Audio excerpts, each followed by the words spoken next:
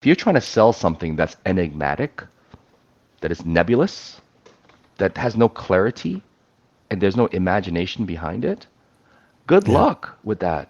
Good luck. No one buys anything if it's nebulous and not clear and there's no goal. You know what I'm saying? Hello and welcome to Outer Spaces, a podcast dedicated to empowering designers and contractors in the outdoor living space. I am on a mission to scour the globe to find and interview the most brilliant mindset coaches, sales strategists, and business leaders alive, and present them in a way that landscapers, hardscapers, and outdoor living pros can immediately put them into use to grow and thrive.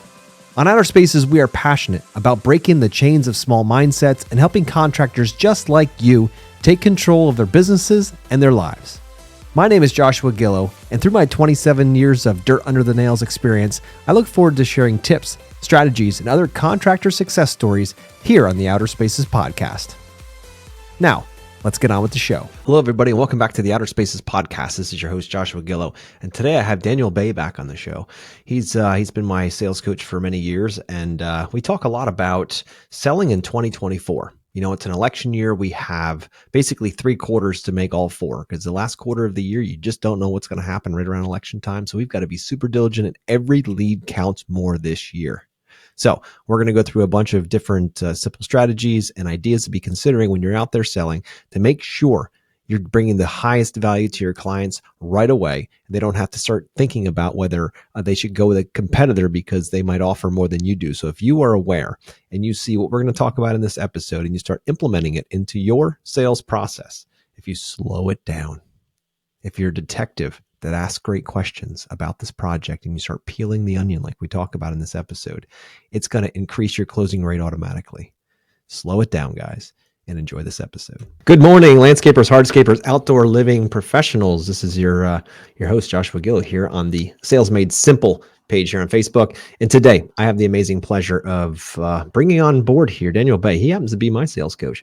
He's taught me a lot about the world of communication and how to better communicate with clients. And you know, I was in a bit of a pickle for most of my career. I was losing a lot of projects to the reason because I was just not knowing how to communicate with them. I didn't know how to ask questions. I was trying to get in and out as fast as possible, turn and burn projects.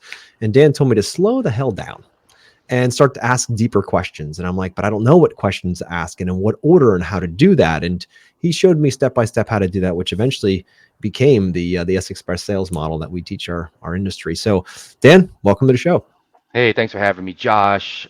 Thank you, everyone here in the group, for having me. But yeah, dude, I remember that when we role played the first time ever on what a typical sales process was for you for your clients.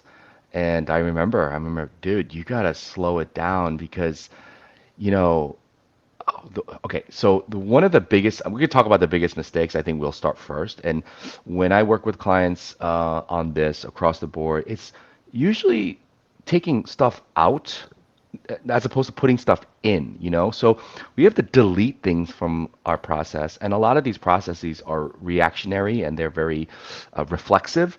And it's not completely your fault because, Josh, no one is born being a good salesperson. Like, That's right. yeah, it's an acquired skill. And it wasn't until I, over 15 years ago, realized, holy shit, I don't have the skill, is when I started embarking on learning a skill. So we start right there. I mean, slow the F down, right? Yeah. You know who talks fast, Josh? I don't know who talks fast, Dan. People who are unsure, who are not certain, Mm-hmm. who are hiding things, who are trying to cover up their true agenda. Okay. And I did a lot of studying with litigators in law and even went to some courses on how to be a better cross-examiner or Mm. witness interviewer, or how to do depositions. And one of the things they all talk about is when you have a dishonest witness, one of the ways you know is that their tempo goes up. I was like, holy shit, it's so true, you know? The other reason why we speed up a lot of the times, and this is the other way. So it's not when you talk fast and you're very quick. It's not always because you're being dishonest or shady or whatever. The other people that speak too fast and really do not take their time to eloquently express themselves are the people who really fucking love what they do. They really, really like it. They really, really, really love it. Their hardscaping is so awesome. I'm an artist. I'm an artist. I just want to share my wisdom and my artistry to the world, and I really, really, really, really love it. So those people, you love your stuff so much that you turn into what's called an enthusiastic spastic. Hmm. Copyrighted, registered. We can't with that one. But it's so true, though. It's true. It's We've right. all been there. Yep. It's crazy. Yeah, you're absolutely right, dude. And I remember very early that was my thing too. I'm like, if I could just be like super animated and super passionate about it, that the people would hire me over somebody else. And while that happens sometimes, what I found is that oftentimes they're like, nice job. You're too excitable. Go home. I don't know if you can handle what it's going to take to build this project. So Exactly. it's going to take a bit of slowing it down. And that's really what I want to get into today is this, so many I hear, and we do calls all the time from people in our industry that are calling in trying to figure out how to increase their closing rate. Because Dan, 3 out of 10, 30%, it's sad Ouch. in a sense Ouch. that it's so much work and the result is not nearly what it should be. It should be at least at 75% or higher. So Mm, 7 or 8 out of 10. And so what I found in order to be able to do that is that we have to have a deeper conversation with our clients. We get so worried and so focused about, oh, our competitor's offering this kind of paver, or they have bigger crew, or they have nicer trucks, or they have something else that you don't possess, and that's why they have the ability to close at a higher rate. And you're right. thinking, wait a minute here, is that really true? And Right. I'm standing here as a testament saying that that's not true, 100%. right? So it's a matter of, if you want to be best in your market, it's about asking the right questions, caring enough to slow down, be that detective, not to assume things, and to, I'll say it one more time, slow down. It's okay. 100%. Take your time. 100%. The Even that pause right there, if you're watching this, it shouldn't be uncomfortable for you because people who really care about something, especially another person, they generally take the time to try to figure out what the other person truly wants, needs, or desires. And here's the next thing. If you are winging it every single day on the sales side, one of the detriments to that is that your radar is not sensitive enough to really ask the burning question that you need to be answering is, what does my client truly want, need, or desire? Josh, you just said assumptions. That is a sales killer. You assume way too much. Oh, Yep. this, and by the way, we all prejudge. You just can't help it. You're rolling onto a property. You already know the property value of this. You already see how the current landscaping is. You see the car in the driveway. You're already judging what's going to happen here. You see the space. You talk to the homeowner or homeowners, and you've already kind of built an avatar of what type of person this is, and you've already decided that this person wants this type of thing, or you've already decided, worst case, is this person can't afford what they actually want. So you're you're already prejudging the situation before you even ask the first question. Now, Yeah.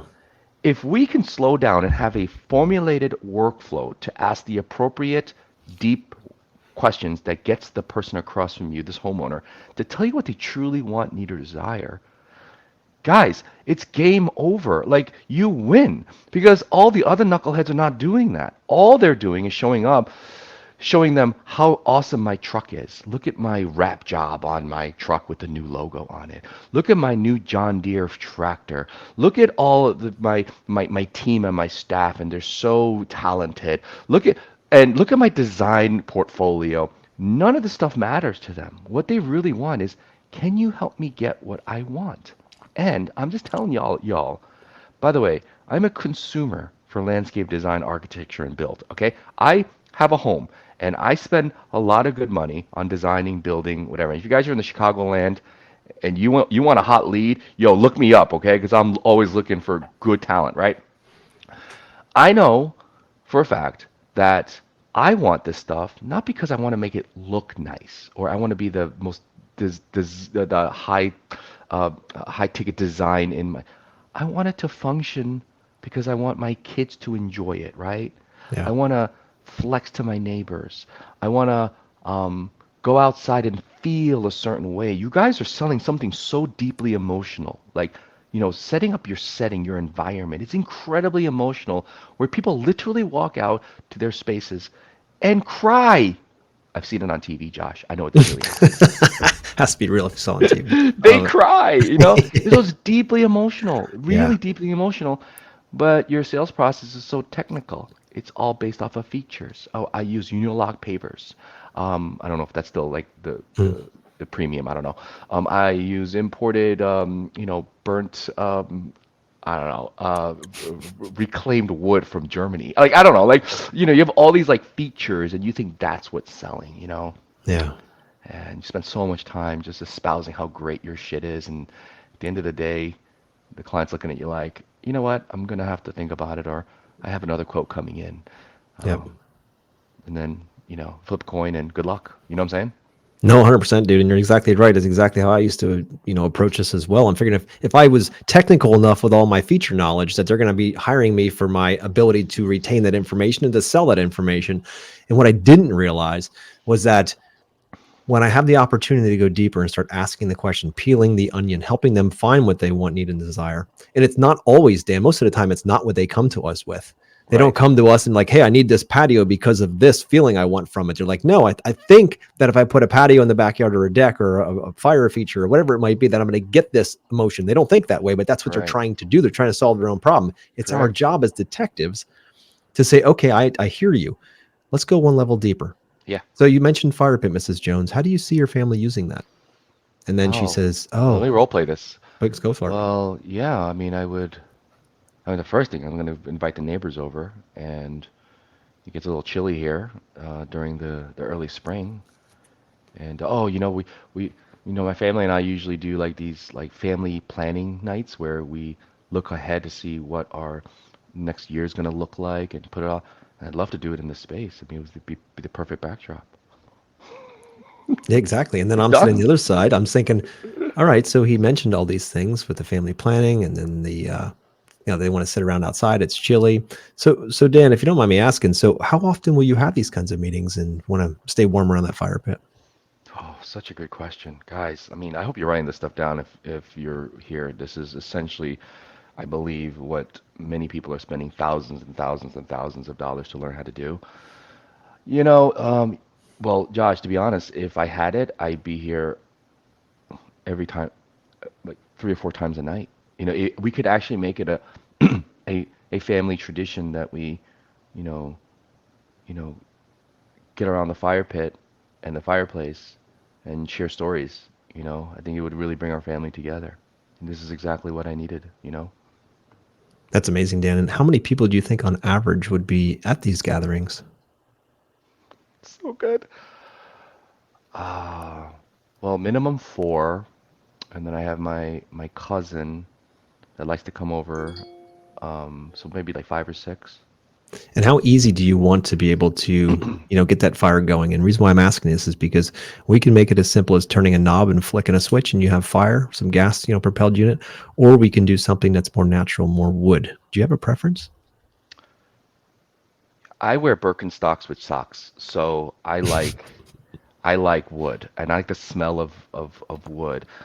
But I have a question though. I mean, I do like easy as well. Is there a way to still get the wood and still make it easy?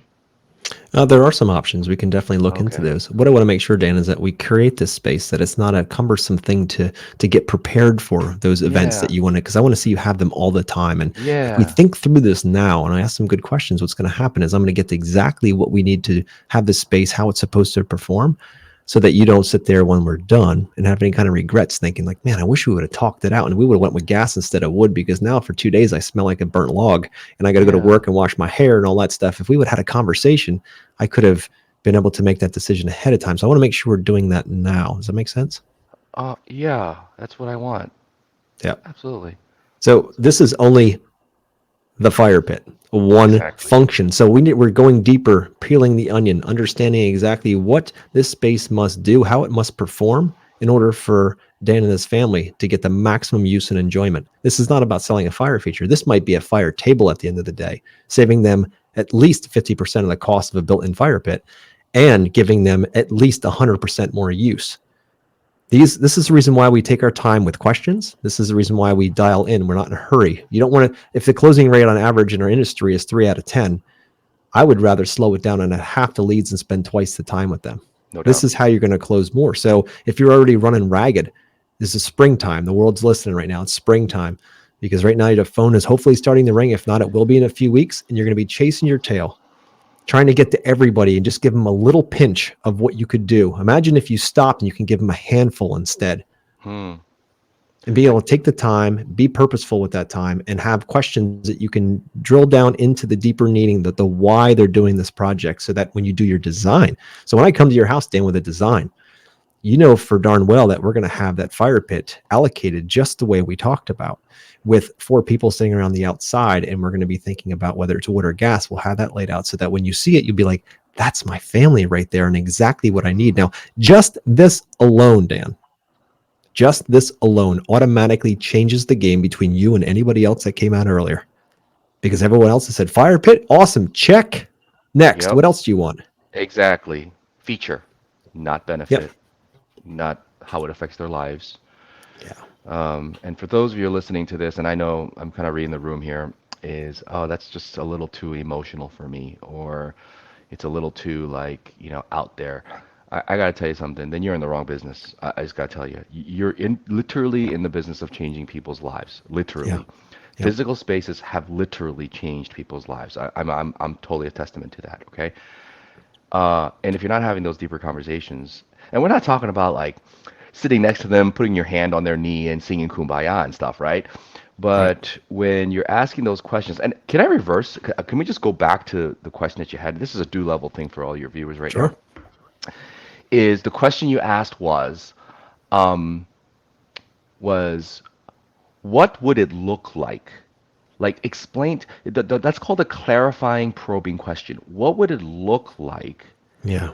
uh, for a fireplace that you're looking for. And the reason we need to ask those really open-ended, imaginary, hypothetical questions is because when there's clarity in the mind of a client, the clarity in the mind of someone that's talking to you, the closer it gets to their app's actual reality.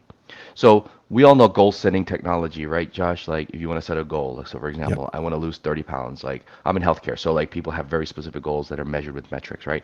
I want to have a posture like this. I want to have, I want to run a 5K, whatever. In goal setting technology, it's way easier to get someone to go toward that goal if it's more specific. I think this is right out of Tony Robbins' book too, right? If it's specific. Yep. So if Smart you're goals. trying Yep. to sell, yeah, if you're trying to sell something that's enigmatic, that is nebulous, that has no clarity, and there's no imagination behind it, good Yeah. luck with that. Good luck. No one buys anything if it's nebulous and not clear and there's no goal. You know what I'm saying? Yeah. Yeah. I mean, clarity brings certainty and certainly brings confidence. And that's what we need our clients to feel like they're moving forward with as the guides in this conversation. It is super important for us to know how to do that. And hey, Tom, thanks for sending. Yeah, this is going to be on the. He asked if we could record this. This is going to be on the page, so it'll be live in the library. But I'll keep it as a locked in thing so it doesn't disappear. But it is so important to go deeper, to find out what's driving Mrs. Jones, to find out what needs to be there, and not just say fire feature check, because that's exactly what everybody else is doing. And Everyone you else is talk about, doing. yep, when you talk about differentiating yourself simply by asking questions. Now, Dan, does it cost a ton of money, tens of thousands of dollars to slow it down and ask better questions? Does it? Nope. Nope. So you don't have Nope. to increase your website. You don't have to increase your marketing. You don't have to buy that new truck. You don't have to wrap that trailer. You don't have Nope. to go buy brand new clothes for your entire employees. This is slowing down and simply having a better conversation with your clients. That's what I'm asking you to do. You slow down and do that, you're going to build a connection. Just like you wouldn't go out and start a friendship with somebody and be like, hey, so what do you like to do? All right, rock climbing. Cool. See you there Thursday. Let's go rock climbing, and say nothing during that conversation. Just climb rocks all day. That's not what this is Hmm. about. This Right. is about slowing it down and talking about your experience rock climbing, what your favorite places you went rock climbing is, what's your level, your aptitude level of doing that. Maybe some scary things you had during that time. What does the perfect mountain look like for you? Like that's how you build a relationship. This is what we're doing, guys. We are not, and I want to drop this on the listeners right now as we wrap up. We are not in the service industry. We are not in the service industry. We are in the hospitality industry. Oh, word. So good. I'm telling you, I actually probably hear a couple of brains exploding. We are in the hospitality industry. No doubt If you want about to it. differentiate yourself, you need to slow it down. If you went to the Motel 6 and got a room versus going to the Ritz Carlton, do you think the experience would be different? You still sleep in both of them. There's no doubt about it. The difference is, Hospitality. yeah, it's hospitality at the end of the day. What are you doing to make sure your client has the best experience with you? And you start by figuring out what their true problem is, not the one you assume. To Dan's point earlier, when you drive in, you're like, oh, this is $1.4 million for this house. They got 3 cars. They have 2.5 perfect kids. They both are in healthcare. This is going to be amazing. This project always comes in at 10% of the value of the home. So I've got about 120,000 or so to play Oh, with. Like so all of this bad. assumption, shut Yeah, that so off. bad. You know Yeah, nothing when so you bad. walk in there. Walk in there, the dumbest Nothing. guy in the room. Totally. Totally. And it goes back to the point. What a great conversation this is because if you turn out the off that assumption, that means you're going in not knowing. And that's actually Mhm. a good place to be. Because if you're not knowing, then you're going to naturally ask questions Yeah, that'll help you know, you know? yeah, That you really want to know what they truly, truly want, need, or desire. And I'm telling you, from over 20 years, say 23 years of experience, one thing I have learned in the sales world is that people surprise you all every the time. time. All the time, you know? And if you ask any salesperson in any industry that's worth their grain of salt, their weight in gold, is they will always tell you, I've been surprised all the time. I thought I Yeah, knew, but on the end of the day, I had no idea. A couple of examples I think I could imagine right now is like, the price of the project. Like you have no idea, yep, no idea. And another couple of assumptions could be thinking that a certain design would work better for them. Now, maybe based on your expertise, it would, but we have to stifle that right now and figure out what they truly, truly want. Even if you don't think it's a good idea, you know what I'm saying? yep, It's what they want. It's their thing. You yep. know, someone wants to paint their whole room pink. Okay, I don't think that's a good idea, but it's what you want, and I'm here to give you what you want and educate what you want and what you could have. That's right. And don't be afraid as a sales professional to challenge them. Say, Mrs. Jones, I understand you want to paint that room pink. Have you considered A, B, and C? And Hmm. let them consider it. You're the guide. You're guiding them, and no more than that. You're not here Trusted to judge advisor. their. Yeah, exactly. A Yeah. trusted advisor going through and say, well, pink would work, but if you were really want, to have, purple as your accent color, those two just don't jive. I'm just making shit up here. But point is, Hmm. being part of just like the fire pit, hey, if you are looking for a fire pit, if you don't burn it that often, if that's what's uncovered during the discovery process, that they don't burn this Hmm. fire pit that often, or they have family members that are allergic to smoke, then you stop and you say, then why are we even considering a wood burning fire pit here? Why is that even no? Let's talk about gas. Let's see if they have the budget or the want for that. And if they don't, do a fire table. It's going to cost much less. You're going to save them money. So when they say they want a fire pit, you might say, hey, that fire pit's going to be, $5,000 to $10,000, whatever. And you say, but we could for about 2 to 4 grand, we can put in a beautiful fire table that you can move around. And if you're only going to burn it 3 times a year, you can take Hmm. that, put it in the garage for the times you're not using it. The other 362 days of the year, that could be a space that you could have dinner. And that fire pit's not in the middle of that patio, because if you build it out of stone, it's there forever. And you just start the gears running. You see them in their mind, the gears are running, and they're thinking, wait a minute here, this guy's not trying to sell me anything. He's trying to solve problems for me. He's asking me questions and helping me find out what I truly want, need, and desire, not what Hmm. I think I do. And that's when you leave a client with a feeling versus just a bunch of stuff. Yeah. They say, wait a minute here. It seems like this guy actually cares enough to slow it down and ask me good questions. And that automatically, to full circle this, Dan, this automatically brings you back to a higher level in your client's mind, right? Because the client feels like they're being cared for and that they're being Yeah. taken care of. And do you think that price is the number one thing on their mind then? No, no, and I'm glad you brought up price because if we're talking thinking price way too early in this, you've already missed the boat. Yeah. And here's another assumption. I don't think this client can afford what they're actually looking for. I mean, if depending on where you are in this process, the first discovery is deciding exactly what they want, and then we work it from there, right? Yep. But even the fire table analogy, it's great because emotionally they're looking to do something. Have a family meeting around the fire, okay? Whatever.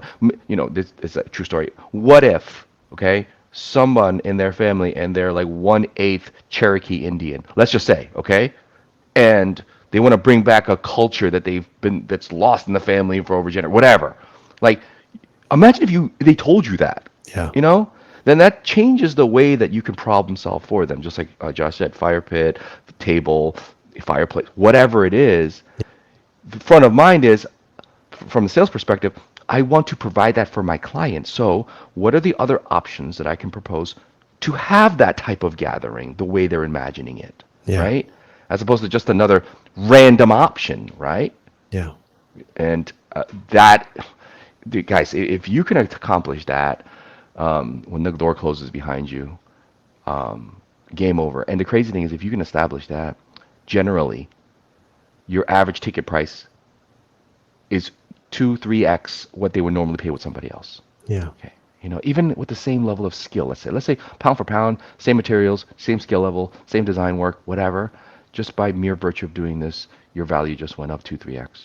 It's Game true. over. And while price is always a consideration, it is not the primary consideration when you start going Correct. deeper. So if you guys want to increase your closing rate, go from that average of 3 per 10, 30% up to, dare I say, 60, 70, 80%, slow it down. Ask better questions. And if you need help with that, that's what we're here for. DM me. I'd be more than happy to take a look at what you have going on right now and give you some pointers and possibly even an entire system that you can integrate, plug right into your business that this is already done for you. That's what Yeah. we do.